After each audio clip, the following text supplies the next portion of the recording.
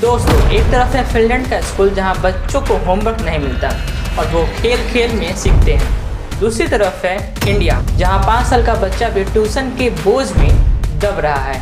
तो ये सवाल दिल में आता है कि क्या हमारा एजुकेशन सिस्टम फेल हो रहा है या हम बस दुनिया से अलग रास्ते पे हैं। आज हम इसी गहराई में जाएंगे, India versus the world education system. चलिए शुरू करते हैं। दोस्तों, मैं खुद एक गवर्नमेंट स्कूल में पढ़ा हूँ। बचपन से एक ही बात दिमाग में बैठा दी गई, मार्क्स ही तुम्हारी जिंदगी है। पर जब मैंने फिनलैंड के स्कूल्स के बारे में पढ़ा तो लगा शायद हमने गलत रूल बुक पकड़ लिया। वहाँ बच्चे 16 साल तक बिना किसी स्टैंडर्डाइज एग्जाम के सीखते हैं। टीचर्स को मास्टर्स डिग्री और वर्ल्ड क्लास ट्रेनिंग मिलती है और हमारे यहाँ 6 साल का बच्चा भी कोचिंग के प्रेशर में है। लेकिन यह कहानी सिर्फ गलतियों की नहीं, यह एक बड़े चैलेंज की है। तो क्या हम गलत हैं? क्या दुनिया हमें समझ नहीं पा रही है? आइए इसकी लेयर्स खोलते हैं। दोस्तों, पहली नज़र में इंडिया का एजुकेशन सिस्टम थोड़ा पुराना लगता है ना, और इंटरनेशनल रैंकिंग्स भी यही हिंट देते हैं। पीसा टेस्ट, जिसमें दुनिया भर के स्टूडेंट्स के लॉजिकल रीजनिंग और प्रॉब्लम सॉल्विंग स्किल्स टेस्ट होते हैं, उसमें इंडिया ने आखिरी बार 2009 में हिस्सा लिया। लेकिन इसका रिजल्ट क्या आया था? 73 देशों में हम 72nd रैंक पे थे। उसके बाद इंडिया ने पीसा से मुंह मोड़ लिया। 2022 में भी हमने कोविड का बहाना बनाया, जबकि 81 और देश हिस्सा ले रहे थे। क्यों? आखिर इंडिया ने ऐसा क्यों किया? शायद रिजल्ट्स पॉलिटिकली सेंसिटिव होते, या हमें लगता है ये टेस्ट हमारे कॉन्टेक्स्ट के लिए फिट नहीं।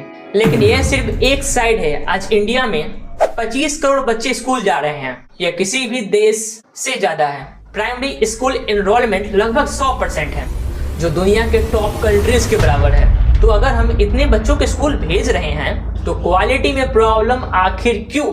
जवाब है स्केल और रिसोर्सेज। फिनलैंड में 5 से 6 लाख बच्चे हैं और एक टीचर 15 से 20 बच्चों को पढ़ाते हैं। लेकिन इंडिया में 25 करोड़ स्टूडेंट्स। कई रूरल स्कूल्स में एक टीचर 40 से 60 बच्चों को संभालता है, वो भी बिना प्रॉपर इंफ्रास्ट्रक्चर के। और सिलेबस कई जगह वही पुराना। नेशनल एजुकेशन पॉलिसी 2020 ने स्किल बेस्ड लर्निंग की बात की, लेकिन जमीन पर वही रोड लर्निंग का दौर कई जगह अभी भी चलता है। और ये सिर्फ इंफ्रास्ट्रक्चर की बात नहीं है, हमारा माइंडसेट भी एक बड़ा चैलेंज है। हम एजुकेशन को एक रैट रेस समझते हैं। 90% लाओ इंजीनियर बन जाओ, 20% लाओ आर्ट्स ले लो। क्रिएटिविटी, पैशन, इसकी कोई वैल्यू ही नहीं है। हर साल 30 लाख स्टूडेंट्स जेईई और नीट के लिए लड़ते हैं, सिर्फ कुछ हजार सीट्स के लिए। लेकिन एनईपी 2020 इस माइंडसेट को बदलने की कोशिश कर रहा है, वोकेशनल स्किल्स और होलिस्टिक लर्निंग को पुश करके। और दोस्तों, यह कहानी सिर्फ कमी की नहीं है। इंडिया का एडटेक सेक्टर एक रेवोल्यूशन ला रहा है। 4000 से ज़्यादा स्टार्टअप्स, यूट्यूब ट्यूटोरियल्स और स्मार्ट बोर्ड विलेज स्कूल्स में भी पहुंच रहे हैं। एक्सपर्ट्स कहते हैं कि 2025 तक ये सेक्टर $10 बिलियन का हो सकता है। ये है इंडिया का स्केल और इनोवेशन का जादू।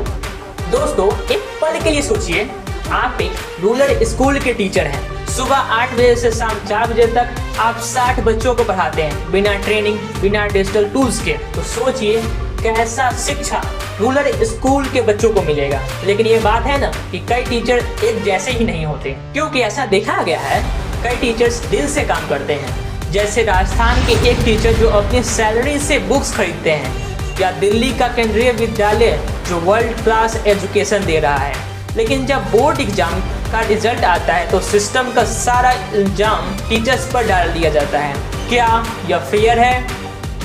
और दूसरी तरफ एक मिडिल क्लास फैमिली, माँ बाप का सपना है कि उसका बच्चा आईआईटी में जाए, लेकिन इनकम सिर्फ 15,000 रुपये महीना है। यहाँ ट्यूशन का खर्चा उठाना मुश्किल और स्कूल में क्वालिटी नहीं है। NSO के एक सर्वे के मुताबिक 60% पेरेंट्स अपने बच्चों के एजुकेशन के लिए डेब्ट लेते हैं। यह कोई छोटा सेक्रीफाइस नहीं है। तो क्या हम इन्हें ब्लेम करेंगे? नहीं दोस्तों, यह एक सिस्टम का इशू है जिसमें हम सब शामिल हैं। आपने भी ऐसे टीचर्स और पेरेंट्स देखे होंगे, कमेंट में अपनी स्टोरी शेयर कीजिए। लेकिन दोस्तों, पिक्चर इतनी भी बेकार नहीं। आज अगर आप दिल्ली, बेंगलोर या हैदराबाद के प्राइवेट स्कूल्स में जाओ तो एक नया इंडिया दिखेगा।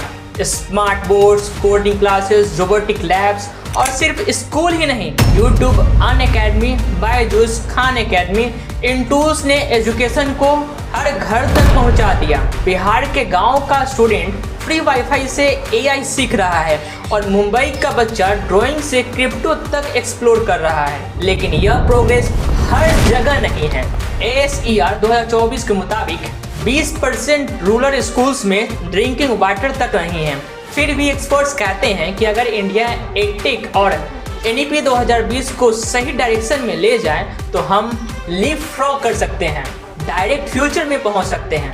जैसे जापान अपने डिसिप्लिन के लिए फेमस है, जर्मनी अपनी प्रैक्टिकल ट्रेनिंग के लिए, वैसे ही इंडिया अपना स्केल ड्रिवन इनोवेशन का मॉडल बना सकता है। यह है हमारी ताकत। तो दोस्तों, क्या हम दुनिया से पीछे हैं? हाँ, कुछ मामलों में। क्या हम फेल हो गए? बिल्कुल नहीं। हमारे चैलेंजेस बड़े हैं, इसलिए हमारे सॉल्यूशंस भी यूनिक होंगे। NEP 2020 एक नई शुरुआत है। Vocational training, skill based learning और एग्जाम प्रेशर को कम करने का वादा। लेकिन यह तभी काम करेगा जब हम सब पेरेंट्स, टीचर्स, पॉलिसी मेकर साथ आएंगे। हमारे बच्चों को एग्जाम के लिए नहीं, जिंदगी के लिए तैयार करना होगा।